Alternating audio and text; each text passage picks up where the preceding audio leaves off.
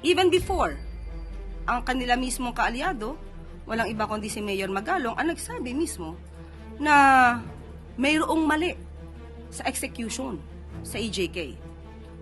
Si Mayor Magalong na nagsilbing Oversight Committee Head ang umamin na maraming naging patayan na hindi nararapat. At ang ibang nasa listahan ay mga political rivalry di umano. At ito ay maling-mali. So, kung mismong isang Duterte supporter nagsasabing mali ang nagawang EJK, hindi po ba dapat na lamang na maimbestigahan po talaga kung sino dapat na managot? Uulitin ko po ulit, mismong si Mayor Magalong ang nagsabing meron siyang report patungkol dito at siya mismo ang nagalit sa mga generals habang sila ay may command conference. So even before, meron ng findings na mali ang ginawa sa EJK. So mas maganda po, bilang kayo'y taga-media, hanapin niyo po kay Mayor Magalong yung nasabi niyang report. Palace reaction lang po on ICI naming Senators Bato de la Rosa and Bongo, among others, as co-conspirators on the bloody drug war during the Duterte administration. And pwede po ba itong dumaan sa local courts, ang arrest warrant, if Interpol ang magpapadala? Again, yung una niyong punta Reaction lang po. regarding sa pagsama ng pangalan nila. Yes po. Okay. Kung ito naman ay legal process na nanggagaling po sa ICC, hindi naman po natin ito maaaring pakialaman. Dahil ang kasong yan ay naisampa noon pa, 2017, at hindi pa po Pangulo, si Pangulo Marcos Jr. So kung dadaan sa proseso, yan naman po ang nais ng pamahalang ito. Ang ginagawa ng pamahalang ito ay dumadaan lahat sa proseso. Ma'am, kung idadaan sa kung hindi na dumaan sa local courts and yung arrest warrant, kasi Interpol po ang magpapatupad. Is it possible? Nagawa na po before. At ang sinunod po ay ang batas na umiiral sa ating bansa at nakipag-coordinate po ang ating pamahalaan sa Interpol. Kaya po naipadala ang dating Pangulong Duterte sa The Hague. Will this result sa isa na namang kaguluhan ng mga supporters once may warrant na at handa ba ang gobyernong ipatupad ang warrant? Kinakailangan po ba magkagulo? Kung ang pagsisilbi po nito, ang sisilbihan ay ang hustisya. Ang pagsisilbi ng hustisya ay hindi naman po dapat na maging daan upang kampihan ang iilan o kakampihan ang ilang mga nasasangkot sa nasabing criminal complaint. At even before, ang kanila mismong kaalyado, walang iba kundi si Mayor Magalong, ang nagsabi mismo na mayroong mali sa execution sa EJK. Si Mayor Magalong na nagsilbing Oversight Committee Head ang umamin na maraming naging patayan na hindi nararapat. At ang ibang nasa listahan ay mga political rivalry di umano. At ito ay maling-mali. So kung mismong isang Duterte supporter nagsasabing mali ang nagawang EJK, hindi po ba dapat na lamang na maimbestigahan po talaga kung sino dapat na managot?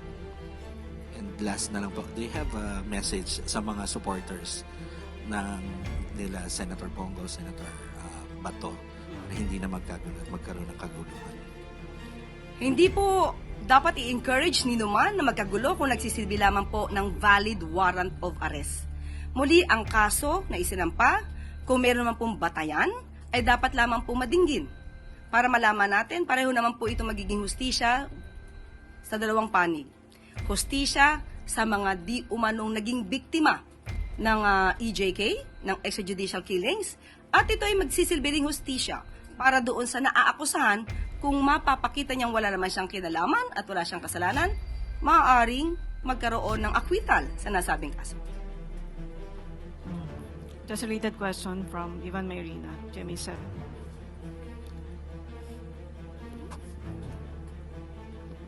Yusek, good afternoon. Naninindigan po ba ang palasyo na walang jurisdiction ng ICC sa Pilipinas? Naninindigan ba ang Palasyo, ang na walang gobyerno. jurisdiction sa ang ICC sa Pilipinas sa ngayon? Pero iba po ang pinag-uusapan kung ang mga na-commit na di umanong crime ay naganap nung meron pang jurisdiction ng ICC. So, makikipagtulungan tayo sa Interpol but not with the ICC in the same way that we cooperated with the Interpol during the arrest of the former president. Ganun po mangyayari. Yun po ang nangyari before at yan din po ang mangyayari ngayon. Ma'am, what does the palace say to those current and former officials who may feel the need to go into hiding after being named as co-perpetrators of the crimes against humanity? Si Senador Bato po, matagal nang hindi lumulutang. Yung iba ho kaya, baka maisip nila na ganun din ang gawin nila. What do you have to say to them? Unang-una, kung kayo magtatago, ano bang ibig sabihin yan? Kayo ba'y may kasalanan? Tinatago nyo para hindi po kayo madinig at ma-escape kayo or ma-evade the liability of what you had done? So, hindi po kinakailangan magtago kung alam po nila na sila'y walang kasalanan, humarap sila at maging matapang sa mga maaaring proseso. Ang panghuli, ano ho ang magiging tingin ng gobyerno, ng Estado, sa 8 pinangalanan? Sila po ba ay mas babantayan? Sila po ba ay tututukan ng kanilang whereabouts? Such that if an arrest warrant is issued against them, ay i-implement natin.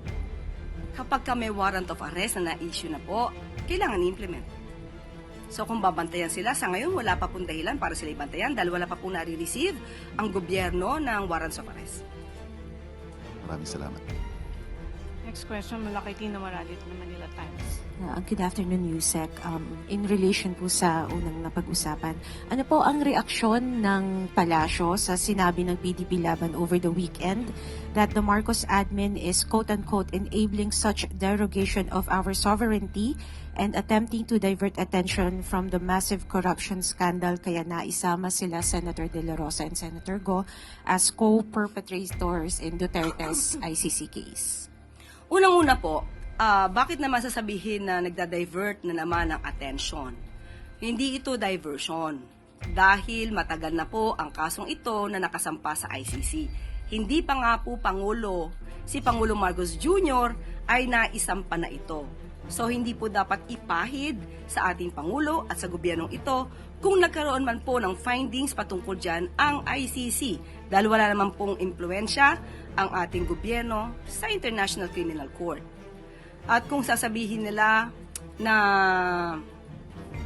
diversion, unang-una, uulitin ko po ulit, mismong si Mayor Magalong ang nagsabing mayroon siyang report patungkol dito at siya mismo ang naggalit sa mga generals habang sila may command conference. So even before, mayroon ng findings na mali ang ginawa sa EJK. So mas maganda po, bilang kayo'y taga-media, hanapin niyo po kay Mayor Magalong yung nasabi niyang report. I'm sorry, back on the ICC issue lang po. The common criticism from the opposition camp is that sinusuko daw po lagi ng Administrasyong Marcos yung mga Pilipino sa foreign courts instead of hearing their cases here in the Philippines. How does the palace respond to these allegations that are expected to resurface anew once Senators Ronald De La Rosa, Bongo, and other co-perpetrators are arrested? Malamang yan po ang kanilang sasabihin, pero tandaan natin, ano ba nangyari doon sa panahon ni dating Pangulong Duterte? Maraming bang nakasuhan ng mga general? Kaya nga po sinasabi ko sa inyo, records mismo, di umano, naggawa ng report si Mayor Magalong tungkol sa mga maanumalyang pagpapatay. So, sino yung mga generals na yun na dapat involved? Ba't hanggang ngayon ay hindi pa nakakasuhan? Noong dating nagsilbing bilang oversight committee head si Mayor Magalong up to 2016, meron siyang report. So, sino-sino yung mga general na yon na dapat ay nakasuhan? Hindi ba dapat noon pa? Ma'am, just to challenge that point, that happened during the Duterte administration when the former president was still in power. But now that Marcos Jr. is in power, can the Philippine justice system not be able to try these alleged co-perpetrators here in the Philippines now that a different president is in power? Okay. We can say that the cases can be held and can be heard before the courts here in the Philippines, but we also have a rule, we also have a law that allows the government to surrender the alleged defendants to the International Criminal Court. So it's a choice. Para mas hindi mapolitika. Hindi ba mas maganda kung korte na hindi naiimpluwensyahan at hindi masasabing namumulitika ang siyang didinig para walang masabi manalo man ang dating Pangulong Duterte, walang masasabi. Matalo man ang dating Pangulong Duterte at kanyang mga co-perpetrators, walang masasabi ang Pilipino. Dahil neutral yun. Hindi po maaaring impluensyahan. Ma'am, last from my end, ito pong debate on whether or not dapat isuko sila overseas or here stems from the fact na the Philippines withdrew from the ICC, from the Rome Statute during the time of former President Duterte. With this, to settle this confusion nowadays, does the Marcos administration consider to rejoin the ICC? I know this question has been already raised in previous years, but with the current predicament, is there a form of reconsideration from the President? The President has not talked about that. He has not discussed that matter with all of us. None as of the moment. Next question from Ace Romero, Philippine Star. Tanong ko lang regarding ulit sa ICC, Yusek. Although nabanggit nyo kanina, tinanong na yung kung bahagi tayo ng kung may jurisdiction pa yung ICC sa Pilipinas. The PDP Laban also decried what it called the derogation of sovereignty daw under the Marcos admin as part of its statement. What do you say to that? Yun talaga po ang kanilang magiging mensahe. Dahil yun ang gusto na iparating sa taong bayan. But still, sabi nga natin, sumusunod tayo sa sarili nating batas at nakikipag-cooperate din po tayo sa Interpol. Because if I remember right, may nabanggit si dating former Executive Secretary Lucas Bersamin dati na hindi automatic na kapag nagkaroon ng arrest warrant against Senator De La Rosa, automatic mapupunta siya sa ICC. Ganun pa rin ba yung stance ng Malacanang? Dalawa po. Dalawa po ang opinion dyan. May opinion po ang DOJ at may opinion po ang dating ES, Lucas Bersamin. So, tingnan po na lang natin kung nandiyan na po ang warrants of arrest. Let us see kung ano po ang susundin na patakaran. Wala pa pong stance about that. Hindi pa, I mean, hindi necessarily yung dating view ni Yes Bersamin, yun na yung view automatic ng palasyo. Yes, hindi yun ang maaaring pananaw ng palasyo. Okay po. Even before, ang kanila mismong kaalyado, walang iba kundi si Mayor Magalong, ang nagsabi mismo na mayroong mali sa execution sa EJK. Si Mayor Magalong na nagsilbing Oversight Committee Head ang umamin na maraming naging patayan na hindi nararapat. At ang ibang nasa listahan ay mga political rivalry di umano. At ito ay maling-mali. So kung mismong isang Duterte supporter nagsasabing mali ang nagawang EJK, hindi po ba dapat na lamang na maimbestigahan po talaga kung sino dapat na managot? Uulitin ko po ulit. Mismong si Mayor Magalong ang nagsabing mayroon siyang report patungkol dito at siya mismo ang nagalit sa mga generals habang sila ay may command conference. So even before, mayroon ng findings na mali ang ginawa sa EJK. So mas maganda po, bilang kayo'y taga-media, hanapin niyo po kay Mayor Magalong yung nasabi niyang report. Palace reaction lang po on ICI naming Senators Bato de la Rosa and Bongo, among others, as co-conspirators on the bloody drug war during the Duterte administration. And pwede po ba itong dumaan sa local courts, ang arrest warrant, if Interpol ang magpapagawa? Again, yung una niyong punta, no? Reaction lang po. Regarding sa pagsama ng pangalan nila? Yes po. Okay. Kung ito naman ay legal process na nanggagaling po sa ICC, hindi naman po natin ito maaaring pakialaman. Dahil ang kasong yan ay naisampa noon pa, 2017, at hindi pa po Pangulo, si Pangulo Marcos Jr. So kung dadaan sa proseso, yan naman po ang nais ng pamahalang ito. Ang ginagawa ng pamahalang ito ay dumadaan lahat sa proseso. Ma'am, kung idadaan sa kung hindi na dumaan sa local courts and yung arrest warrant, kasi Interpol po ang magpapatupad. Is it possible? Nagawa na po before. At ang sinunod po ay ang batas na umiiral sa ating bansa at nakipag-coordinate po ang ating pamahalaan sa Interpol. Kaya po naipadala ang dating Pangulong Duterte sa The Hague. Will this result sa isa na namang kaguluhan ng mga supporters once may warrant na at handa ba ang gobyernong ipatupad ang warrant? Kinakailangan po ba magkagulo? Kung ang pagsisilbi po nito, ang sisilbihan ay ang hustisya. ang pagsisilbi ng hustisya ay hindi naman po dapat na maging daan upang kampihan ang iilan o kakampihan ang ilang mga nasasangkot sa nasabing criminal complaint. At even before, ang kanila mismong kaalyado, walang iba kundi si Mayor Magalong, ang nagsabi mismo na mayroong mali sa execution sa EJK. Si Mayor Magalong na nagsilbing Oversight Committee Head ang umamin na maraming naging patayan na hindi nararapat. At ang ibang nasa listahan ay mga political rivalry, di umano. At ito ay maling-mali. So, kung mismong isang Duterte supporter nagsasabing mali ang nagawang EJK, hindi po ba dapat na lamang na maimbestigahan po talaga kung sino dapat na managot? And last na lang po, they have a message sa mga supporters ng nila Senator Bongo, Senator Bato, para hindi na magkagulo at magkaroon ng kaguluhan. Hindi po dapat i-encourage ni Numan na magkagulo kung nagsisilbi lamang po ng valid warrant of arrest. Muli, ang kaso na isinampa, kung meron naman pong batayan, ay dapat lamang po madinggin. Para malaman natin, pareho naman po ito magiging hustisya sa dalawang panig. Hustisya sa mga di umanong naging biktima ng EJK, ng extrajudicial killings, at ito ay magsisilbi ring hustisya para doon sa naaakusahan kung mapapakita niyang wala naman siyang kinalaman at wala siyang kasalanan, maaaring magkaroon ng acquittal sa nasabing kaso. Just a related question from Ivan Mayrina, Jimmy Sec.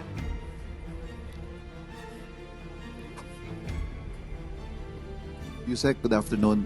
Naninindigan po ba ang palasyo na walang jurisdiction ng ICC sa Pilipinas?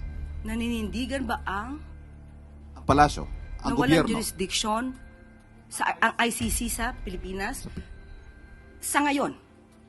Pero iba po ang pinag-uusapan kung ang mga na-commit na di umanong crime ay naganap nung meron pang jurisdiction ng ICC.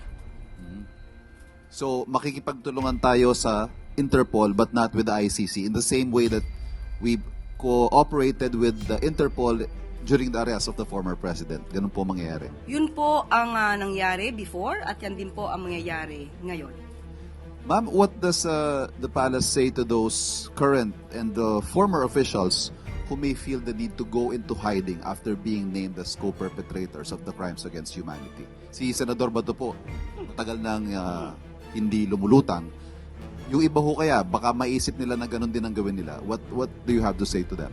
Unang-una, kung kayo magtatago, ano bang ibig sabihin yan? Kayo ba'y may kasalanan? Tinatago nyo para hindi po kayo madinig at ma-escape kayo or ma-evade the liability of what you had done?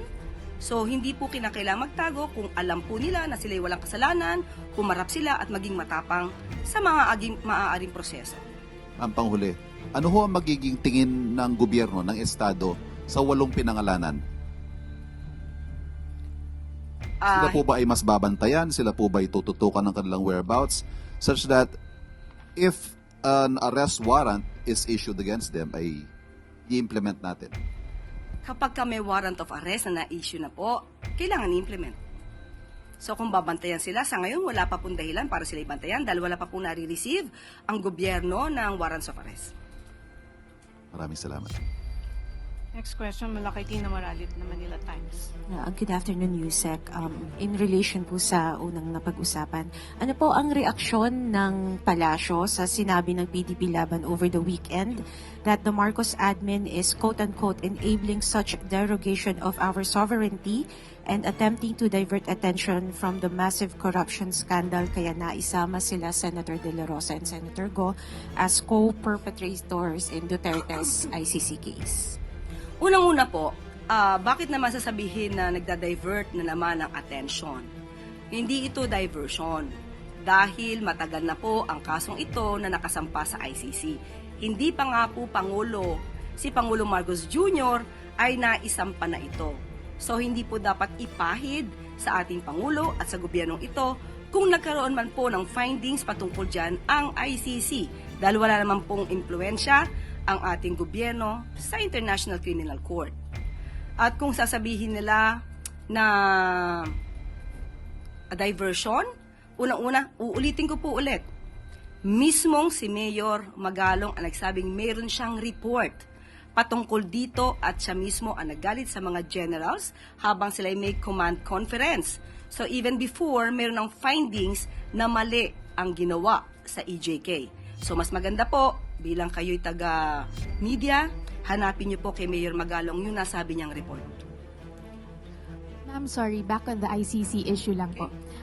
The common criticism from the opposition camp is that sinusuko daw po lagi ng Administrasyong Marcos yung mga Pilipino sa foreign courts instead of hearing their cases here in the Philippines. How does the palace respond to these allegations that are expected to resurface anew once Senators Ronald De La Rosa, Bongo, and other co-perpetrators are arrested? Malamang yan po ang kanilang sasabihin, pero tandaan natin, ano ba nangyari noong sa panahon ni dating Pangulong Duterte? Maraming bang nakasuhan ng mga general? Kaya nga po sinasabi ko sa inyo, records mismo, di umano, naggawa ng report si Mayor Magalong tungkol sa mga maanumalyang pagpapatay. So, sino yung mga generals na yun na dapat involved? Ba't hanggang ngayon ay hindi pa nakakasuhan? Noong dating nagsilbing bilang oversight committee head si Mayor Magalong up to 2016, meron siyang report. So, sino-sino yung mga general na yon na dapat ay nakasuhan? Hindi ba dapat noon pa? Ma'am, just to challenge that point, that happened during the Duterte administration when the former president was still in power. But now that Marcos Jr. is in power, can the Philippine justice system not be able to try these alleged co-perpetrators here in the Philippines now that a different president is in power? Okay. We can say that the cases can be held and can be heard before the courts here in the Philippines, but we also have a rule, we also have a law that allows the government to surrender the alleged defendants to the International Criminal Court. So it's a choice. Para mas hindi mapolitika. Hindi ba mas maganda kung korte na hindi naiimpluwensyahan at hindi masasabing namumulitika ang siyang didinig para walang masabi, manalo man ang dating Pangulong Duterte, walang masasabi. Matalo man ang dating Pangulong Duterte at kanyang mga co-perpetrators, walang masasabi ang Pilipino. Dahil neutral yun. Hindi po maaaring impluwensyahan. Ma'am, last from my end, ito pong debate on whether or not dapat isuko sila overseas or here stems from the fact na the Philippines withdrew from the ICC, from the Rome Statute during the time of former President Duterte. With this, to settle this confusion nowadays, does the Marcos administration consider to rejoin the ICC? I know this question has been already raised in previous years, but with the current predicament, is there a form of reconsideration from the President? The President has not talked about that. He has not discussed that matter with all of us. None as of the moment. Next question from Ace Romero, Philippine Star. Tanong ko lang regarding ulit sa ICC, Yusek. Although nabanggit nyo kanina, tinanong na yung kung bahagi tayo ng kung may jurisdiction pa yung ICC sa Pilipinas. The PDP Laban also decried what it called the derogation of sovereignty daw under the Marcos admin. As part of its statement, what do you say to that? Yun talaga po ang kanilang magiging mensahe. Dahil yun ang gusto nila iparating sa taong bayan. But still, sabi nga natin, sumusunod tayo sa sarili nating batas at nakikipag-cooperate din po tayo sa Interpol. Kasi if I remember right, may nabanggit si dating former Executive Secretary Lucas Bersamin dati na hindi automatic na kapag nagkaroon ng arrest warrant against Senator De La Rosa, automatic mapupunta siya sa ICC. Ganun pa rin ba yung stance ng Malacanang? Dalawa po ang opinion dyan. May opinion po ang DOJ at may opinion po ang dating ES, Lucas Bersamin. So, tingnan po na lang natin kung nandiyan na po ang warrants of arrest, let us see kung ano po ang susundin na patakaran. So, wala pa pong stance about that. Hindi pa, I mean, hindi necessarily yung dating view ni ES Bersamin, yun na yung view automatic ng palasyo. Yes, hindi yun ang maaaring pananaw ng palasyo. Okay po.